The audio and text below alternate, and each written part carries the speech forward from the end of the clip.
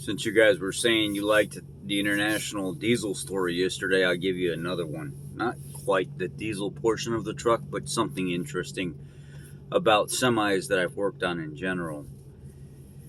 We had, I think it was like a 2015, 2016 come in, and it had, maybe it was like a 2014, but it kept cutting out between 50 and 55 mile an hour. You'd be driving this thing down the road, you'd be shifting it, and it would just between 50 and 55 mile an hour. The dash would shut off, the gauges would drop out, everything would power down, and you're like, what the hell?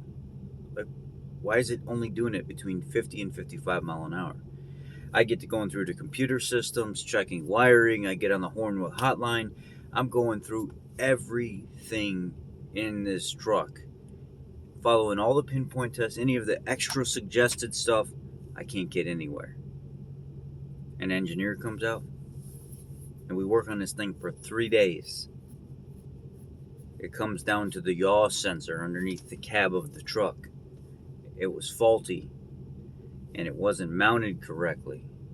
So between 50 and 55 mile an hour, that yaw sensor would have an event to where it would almost become unstable where it was mounted, and it would think that the vehicle was in an accident, and it would kill everything.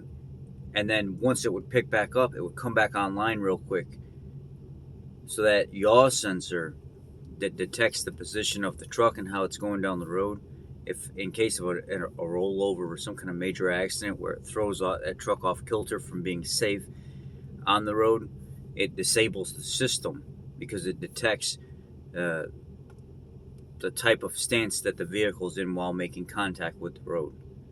So between 50 and 55 mile an hour, just the right jar, the right vibration, the right event to where that sensor would think that it would just shake itself or just jar in between that shift, and it would just kill everything. Pretty interesting. So we put a new yaw sensor on it and remounted it securely, and then went and drove the vehicle. Problem never came back again. Thank y'all. Be blessed.